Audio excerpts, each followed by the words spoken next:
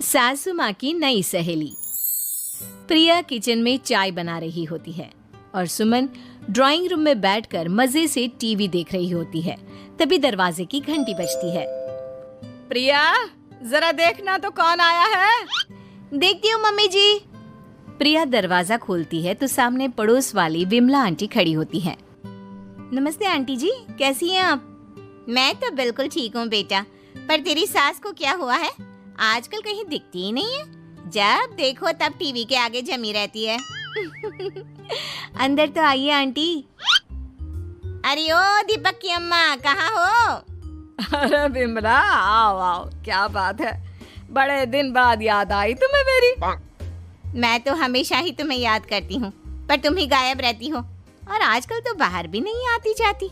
तबीयत तो ठीक है ना तुम्हारी? अरे तबीयत को क्या होना है, इस उम्र में तो कुछ ना कुछ लगा ही रहता है। मेरी छोड़ो, तुम ये बताओ कि क्या चल रहा है गली मोहल्ले में। तुम गली मोहल्ले की छोड़ो, चल तो तुम्हारे पड़ोस में रहा है। तुम्हारी नई सहेली आई है।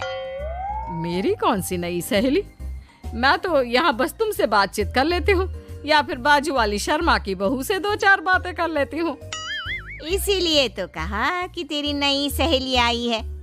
अब कोई पड़ोस में आया है तो बात तो होनी ही है। कम से कम इसी बहाने हमारा भी एक ग्रुप बन जाएगा। फिर सब मिलकर अपनी बहुओं की शिकायतें किया करेंगे। दोनों हंसने लगते हैं। तभी प्रिया चाय लेकर आती है और सामने टेबल पर रख देती है। दोनों चाय पीती हैं और बातें करते हैं। चलो मैं चलती हूँ, अब कल मिलते हैं। राम राम। अगले दिन प्रिया किचन में कुछ काम कर रही होती है और सुमन आराम से सोफे पर बैठकर मटर छिल रही होती है। तभी डोरबेल बजती है। प्रिया दरवाजा खोलती है तो सामने उनकी नई पड़ोसन खड़ी होती है। जी, आप कौन? मैंने पहचाना नहीं। नमस्ते बेटा, मैं शारदा, आपके बगल वाले घर में अभी 2-4 दिन पहले ही शिफ्ट हुए हैं। ओह अच्छा। नमस्ते आंटी, अंदर आइए ना आप। देखिए तो मम्मी जी, आज कौन आया है।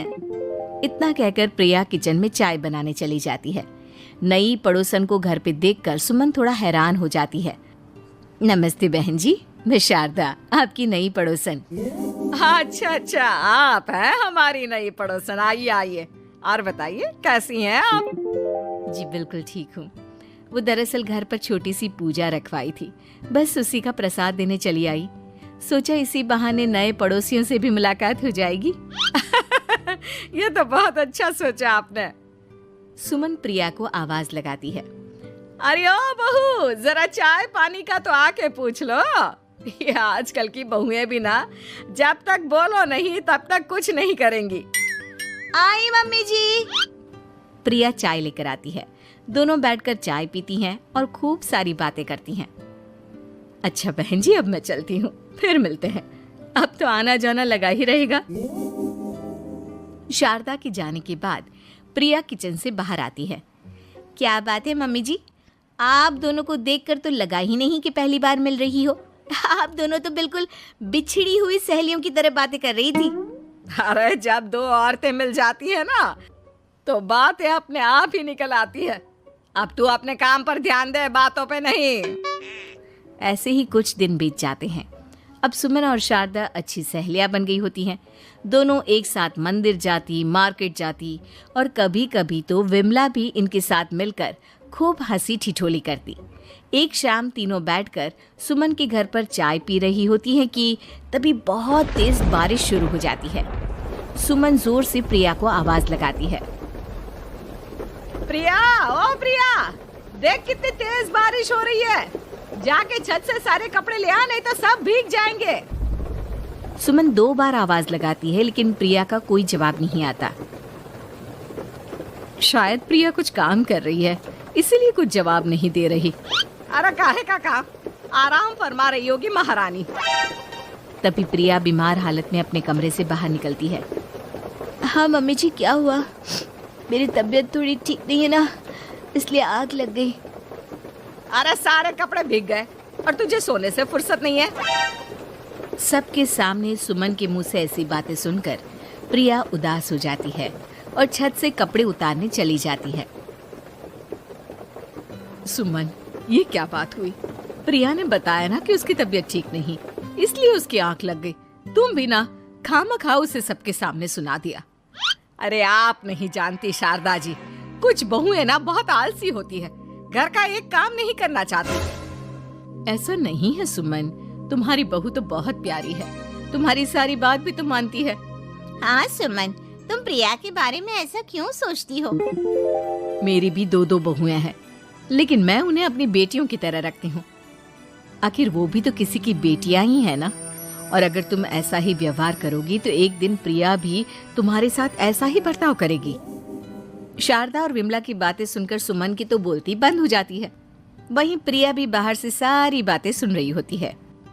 अरे मैं कोई उसकी दुश्मन थोड़ी ना हूँ, मैं भी उसकी माँ हूँ, लेकिन कभी कभी सास बनना पड़ता है, नहीं तो बहुएं हाथ से निकल जाती है।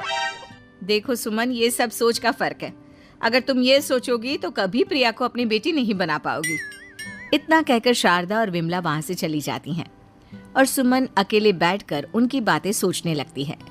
अगले दिन प्रिया और दीपक अपने कमरे में बैठकर बात कर रहे होते हैं और सुमन उनके कमरे के बाहर कुछ काम कर रही होती है और उन दोनों की बातें सुन लेती है।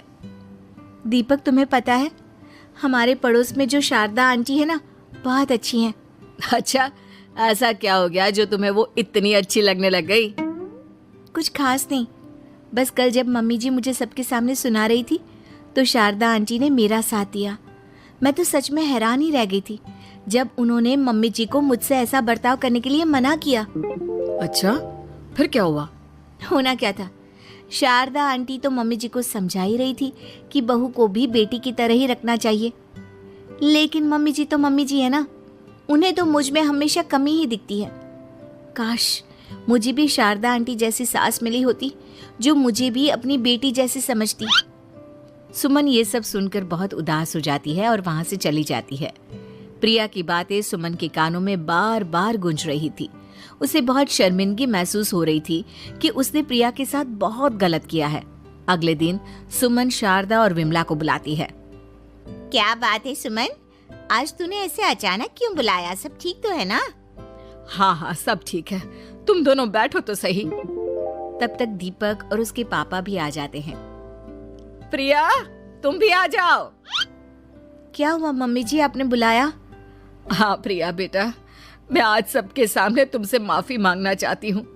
मैंने आज तक तुम्हारे साथ बहुत बुरा व्यवहार किया है, लेकिन तुमने कभी भी मेरे साथ बुरा बर्ताव नहीं किया। मुझे अपनी गलती का एहसास हो गया है, हो सके तो मुझे माफ कर देना। प्रिया अपनी सास की बातें सुनकर हैरान हो जाती है। उसकी आंखों में आंसू आ जाते हैं। प्लीज मम्मी जी, आप मुझसे माफी मत मांगिए, मैं भी आपकी बेटी ही हूँ। वैसे एक थैंक यू तो मेरी नई सहेली को भी बनता है, जिसकी वजह से मुझे मेरी गलती का एहसास हुआ। शारदा बहन, आपका बहुत बहुत शुक्रिया जो आपने मेरी आंखें खोल दी। अरे क्या सुमन, तुम भी ना। तो फिर इसी बात पर चाय और पकोड़े हो जाए? हाँ हाँ, क्यों नहीं।